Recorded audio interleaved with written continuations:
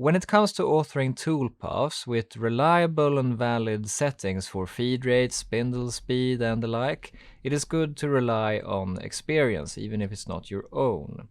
Going into the KTH CNC Google Drive folder, we see here the document here, Community Feeds and Speeds. You can open that. And now, since we know we're gonna mill in plywood, we can simply, in the document, hold Control, press F, search in document, and search for plywood. This will highlight all instances where plywood has been milled in the KTH Architecture School CNC router. You see here that Letizia has milled the birch plywood there, Jose there, as well as there, and here, and here. And we can see what tool was used for that milling.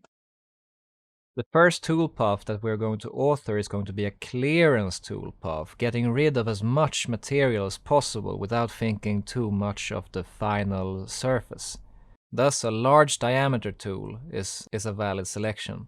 Here, Letizia has used a 16mm in diameter tool with an index of 5, and we can check out by going back to the Google Drive here, go into the Fusion 360 subfolder, into the tool library, and opening the tool library Google document here. We can check in the index column here that we have index 5 here. It's a ball end mill, 60mm cutting diameter, upcut, with 27mm of 100% sharp flutes, and 42mm before those sharp flutes diminish into the dull shank. It's a 93mm long tool, which inserted into the collet 25mm yields 68mm from collet to end of tool. You can go back to the Google Drive and to the root and to photos, and there we can check again in the Community Feeds and Speeds document. And here we can see that this tool was used by Letizia in indices 33 to 38. So we can go back to the photos subfolder here and scroll down to 33. Here we have 33, 38, and we can see that it was a sheet of plywood milled. If we zoom in, we can see the layers, birch plywood. And going to the next image, we can see that this was a test milling. And while the holes are not to our interest in this project, we are very much interested in the cutting quality and the result of these curves. And we can see here that we have some frizzing on the edge here, but this is of no concern for us for a clearance toolpath. If the final surface would look like this, it would be subpar, but when it comes to remove as much as material as possible for the succeeding toolpaths to be efficient, then this is an adequate result. Going back to the Community Feeds and Speeds here, we can check. You can see here that it's this one as well as this one that was used for the curves.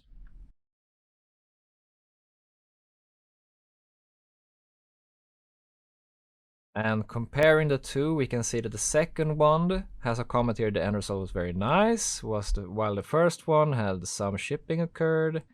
So we can focus on this experience of Letizia.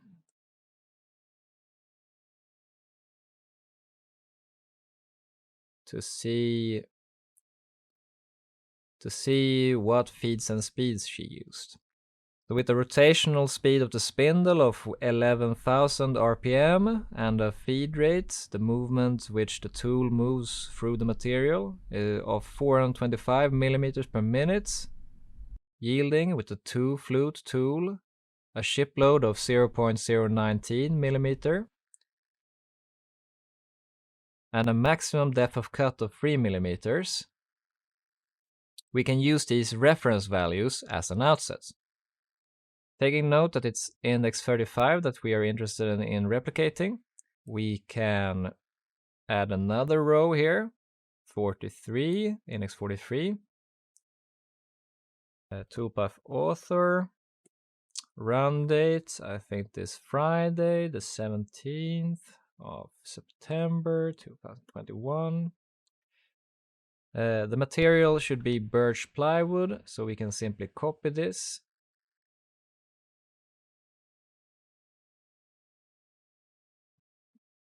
Stock material thickness has been confirmed to be 49 millimeters. And to copy the formatting of the above cell, you can Ctrl-C and Ctrl-Alt-V. The total depth of cut will be explicitly clear later on, and the bit used, we'll use the number 5 here. And one can verify also to make sure, if you go here, if we duplicate this tab and go back to the root, and then go into Fusion 360, the tool library subfolder, and then we can open this image. And here they are in rows of 8, so this is 1 to 8, and 9 to 16, 17 to 24, and 25 to, I think, 29 was the last one. And tool index number 5 should be this, and we see that it's quite short, but still longer than what we need, and it's very wide and thus rigid. We go back to the community fees and speeds document, we highlight the row index 35 here again, and let's make sure that we copy the following.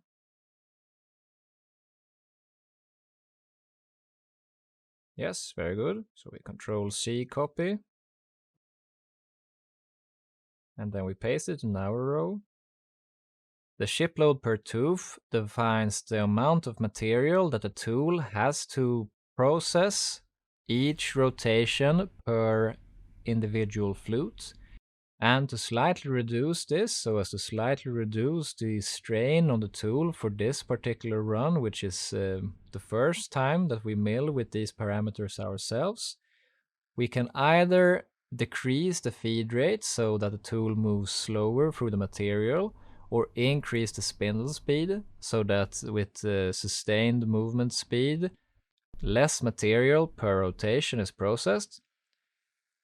We can let's say that we increase the spindle speed of about 20% and round it down to 13,000 RPM. Here we can see that the shipload per tooth is slightly reduced, which means that we put a little less strain on the tool. But this is of course something that during the actual run will have to be verified and adjusted if necessary. If the tool is making shattering noises and might be deflecting, then it's wise to reduce the feed rate while maintaining the spindle speed. If the tool leaves burning marks or other signs of rubbing on the material, it might be wise to decrease the spindle speed or increase the feed rate. Note, however, that when milling with the KTH CNC router, the feed rate as specified in Fusion 360 will be interpreted as 100% and cannot be increased, while it can be decreased. The rotational speed of the spindle can be adjusted upwards and downwards as you wish. And the maximum depth of cut we forgot to copy, but it can be 3 mm as the reference. And the advantage of using the experience of other students here in the document even before entering the toolpath authoring on Fusion 360 is that now when we go back to Fusion 360, we have a much clearer view of what values we can add. So let's go back to Fusion 360 and let's add a 3D adaptive clearing toolpath. The first thing you should do is select your tool. Having imported the KTH CNC tool library, we simply click on it, sort by product ID, and go down to the number 5 here. Verify that these values correspond with the Google Drive tool library.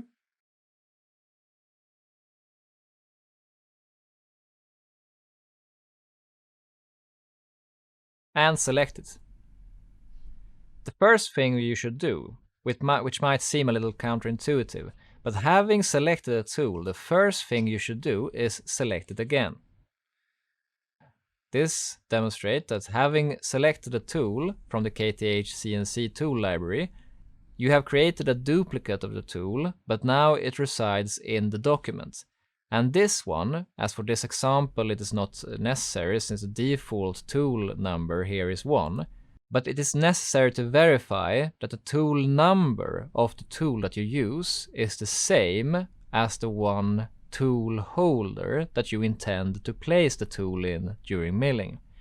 Should you need to change the tool number, you select it, right click and click this renumber tool, and here you can change from 1 to 2 should you want to do that. And you see here that the number will change from 1 to 2. But since we actually intend to use this tool in the tool holder number 1, we can actually cancel and simply let it be the tool number 1. Okay, select it again. Having done that, we can input the feed and speed of the tool. Going back to the community feeds and speeds Google document, we can highlight the row for this tool path. Go to the spindle speed and feed rate columns here. See here that we shows 13,000 RPM as spindle speed and 425 millimeters per minute as feed rates. Go back to Fusion 360. In the spindle speed option here, input 13,000 RPM. Fusion 360 is really pedagogical and really smoothens the experience by using algorithms so that when you input the spindle speed of your choice, you see that other parameters automatically change as well. And most often you only need to enter the most basic value and Fusion 360 calculates the rest for you. Having input the spindle speed of 13,000 RPM, we can change the cutting feed rate to 425 millimeters per minute. The feed per tooth is automatically calculated here. It is here defined as 0.0163 and continuing millimeter. And we can just verify that this corresponds with what we calculated before. So we'll go back to the Google documents and we see that it corresponds. 0.060. For the first tab, this is adequately enough to input. So we can go to the second tab. Here we can set a machining boundary. For this clearance toolpath, it is important to remove as much of the stock as possible, which is not intended to be left as the model. So we leave no machining boundary. We make sure that the rest machining is active. And like it says here, rest machining stands for remaining stock machining, which means that we can use several toolpaths and let succeeding toolpaths use the result of preceding toolpaths as their starting point, instead of processing the whole model separately for each toolpath. Having rest machining activated, we can simply leave it at default values since we have no preceding toolpaths to take into account. And then we can go into the third tab, heights. These values can be left at defaults. They are adequate in terms of security clearance. They define the distances from the stock top to the height where the tool moves above the material when it travels, as well as how high it is when it retracts. We can go to the fourth tab here. In passes, we can choose a tolerance, and this is generally the distance between the mathematically correct rep surface that you have imported and the mesh that Fusion 360 uses to fabricate a model or to simulate the fabrication and generate a toolpath. And here for a clearance path, 0.1 might be a very small tolerance, so we can input 0.5 millimeter, which makes it possible for Fusion 360 to generate a less complex toolpath, taking less time to process, while still making sure that it is within a 0.5 millimeter tolerance. The direction of the cut is a choice between two, either climb milling or conventional milling. The choice between climb milling and conventional milling is not always an easy one. If we go to the Google Drive folder and into the questions and answers document and search with Ctrl F for climb milling perhaps, or climb, and see here if we go further results, what is best, climb or conventional milling? You can find a more detailed explanation of the two. And down here there is a conclusion that when you use a very large diameter tool, which is not susceptible to deflection, it might be wise to use climb milling, since that prolongs the durability of the tool And if the tool is small in diameter, it is by itself more susceptible to deflection, and thus it might be wise to use conventional milling. For this 16 mm in diameter tool, we can use climb milling. The maximum roughing step down and the fine step down values here are very important, because that is equivalent to the maximum pass depth. The maximum depth of each individual pass. How far deep into the material that each individual pass may reach.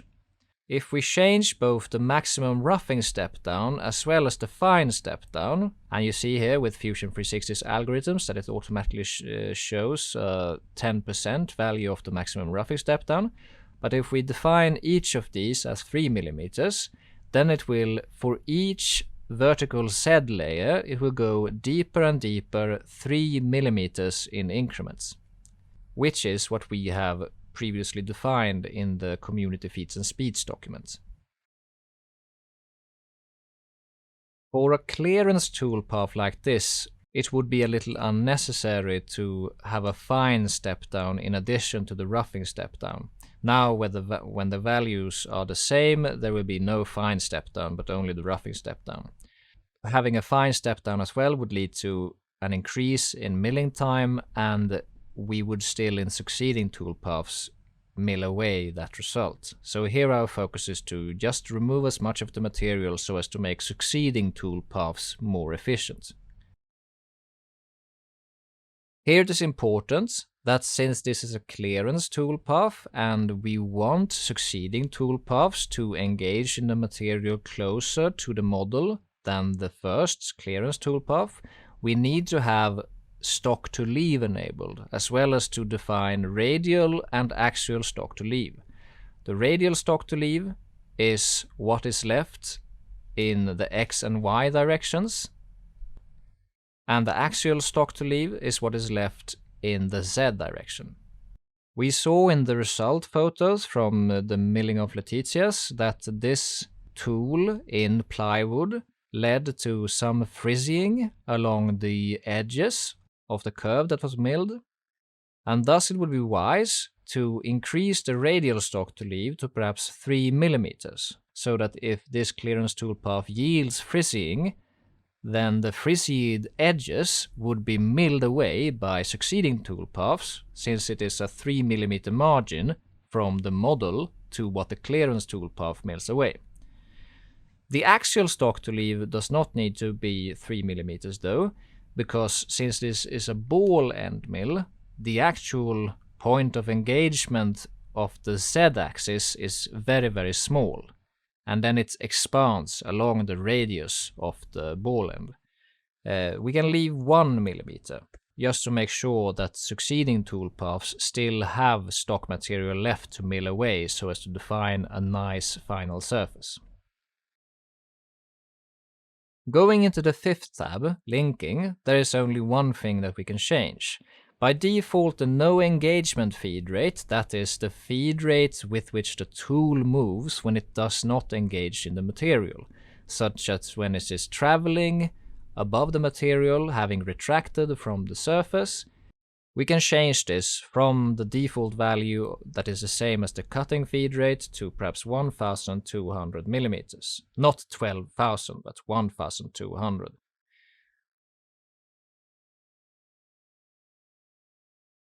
Should the geometry that we mill have very tight holes in relation to the tool that we use, one might need to change the ramp type as well as the ramping angle.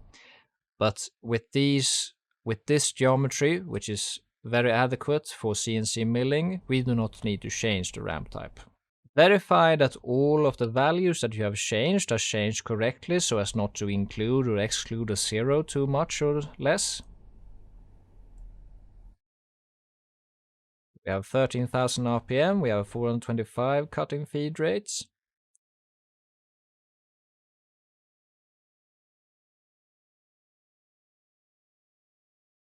0.5 mm tolerance, 3 mm pass depth, 3 mm stock to leave radially and 1 mm axially.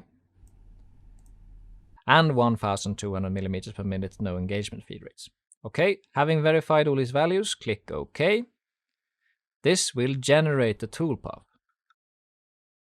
And you see it here while it generates. It also gradually builds up an estimation of the machining time. We'll wait until it is finally processed.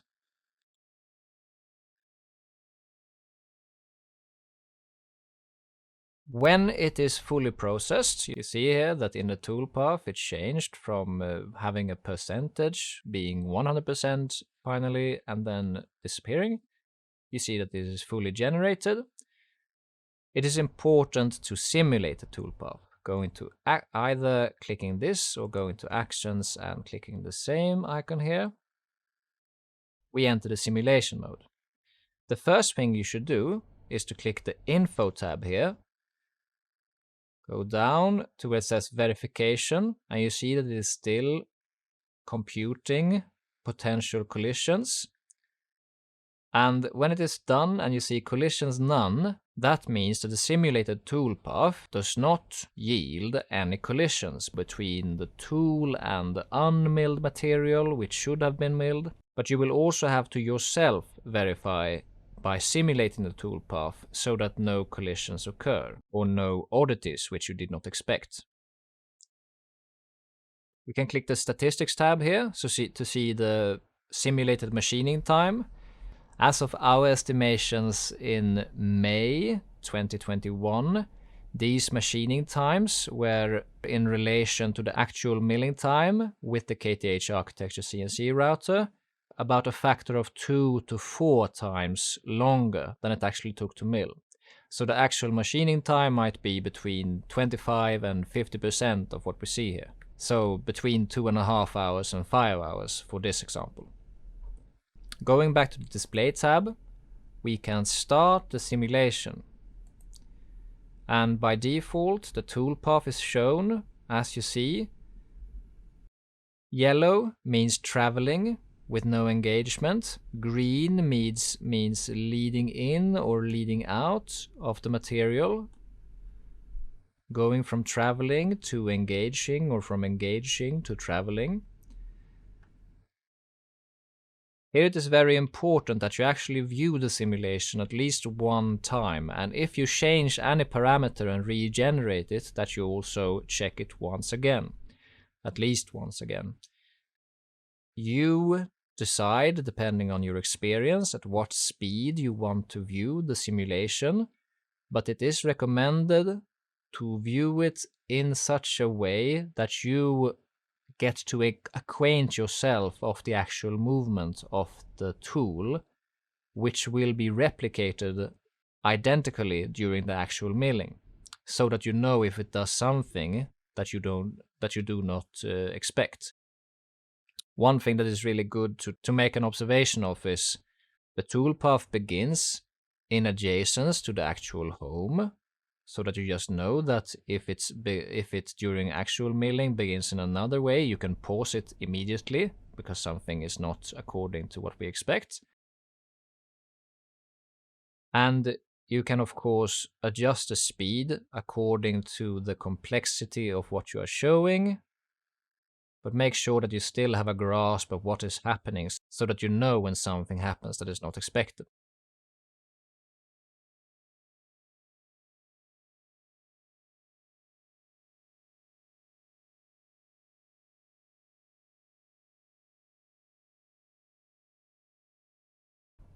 After a while, the showing of the actual toolpath might be more confounding than illuminating, and then you can disable the showing of it.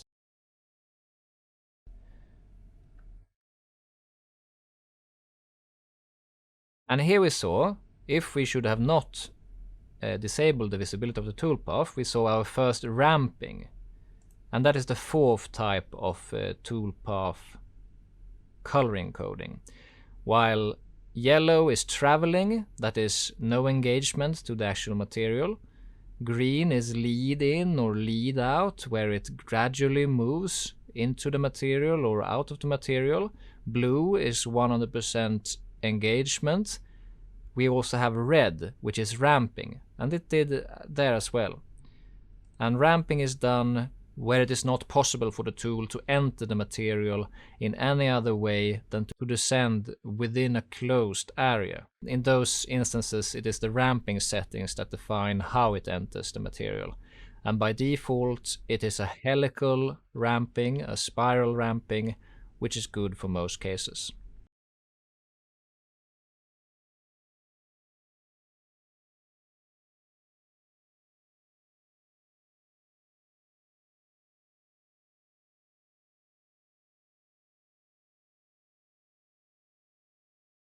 And now the simulation is finished. While the actual Z minimum value is extracted from the post-process and exported toolpath file in itself, one can also click this info tab and then position this so as to rewind the simulation and begin the simulation again. And we can see that it moves backwards. And then, since the toolpath moves in layers from top to bottom, we can see that we had a minimum Z position of minus 46.425 millimeters. And since we know that our stock material is 49 millimeters, and if we subtract 46.425, we are still left with 2.5 millimeters of material. And while we defined at least 3 millimeters to be left as a bottom margin, since this is a ball end mill and this value is actually only reached for the lowest point on the ball end mill's half sphere, then we can still decide that a minimum of 2.5 millimeters, as well as the scallops, what you see here, I will zoom in here, what you see here is left from the ball end mill is the scalloping, and the scalloping, or these scallops, are left due to the radius of the ball end mill. Right, we can pause it and make sure to go to the end of the toolpath by clicking this icon here. As this blue line traverses the bottom of this here, we see that it's still calculating, and when it is fully calculated, that blue bar disappears. Now you can right click on the stock here and go to stock and save stock. This means that we can save the previewed stock as a 3D model, an STL mesh. So for example, tutorial _ post clearance stock.stl. Save it in the directory of your choice.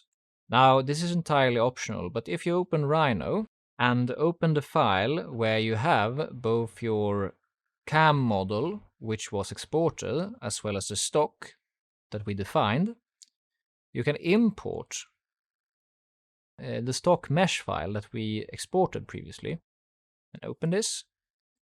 And the default STL import options are totally fine. If we assign this to another layer, perhaps post clearance stock, and assign this, and perhaps change the view mode. Initially we can change it to ghosted, and perhaps, yeah, actually we can leave it here in perspective as shaded, but if we go to front, and yeah, here we have wireframe, but I think that ghosted might be better here. And then if we select this, we can see here that this is the CAM model that we exported from Rhino and that we use as an input in Fusion 360. And this is the previewed stock that is left after the clearance toolpath is finished. And we can see here that we have a larger radial margin than an axial margin, which is what we defined. And perhaps if we check in perspective again and change to Arctic view mode, we can see here a much nicer representation of the previewed simulated stock than we did in Fusion 360. And we can temporarily hide it to see the input that we have, the CAM model, as well as where we are now in the process of milling, at least simulated. You see here that some areas are left totally unmilled due to us defining a radial stock left to mill, but this will be solved by succeeding toolpaths. I can save this Rhino file and go back to Fusion 360. Having simulated the results, you should also click this Statistics tab here again, and take note of the machining time as well as the machining distance. These should be input into the community feeds and speeds documents so that you can estimate your actual milling time. Storing 10 hours and 16 minutes in the short-term brain storage, we go to the Google Drive documents. Make sure that we have our correct row selected here. Go to simulated runtime in minutes. Enter equal signs, the amount of hours, which was 10, multiplied by 60 minutes, plus the amount of minutes, which was 16. And we see here that we got 616 minutes. The toolpath length here was 361.137. 361.137. And if you want, you can Control-C the cell above and Control-Alt-V the format so as to make it rounded. And to calculate your expected actual time, you can copy this value in minutes and go to the right and top here, which says average time ratio, maximum time ratio, and here you can input your simulated time. So for our case, 616 minutes. And we see here that we have an expected average actual time of 2 hours and 20 minutes and a maximum expected actual time in relation to prior millings of about 5 hours.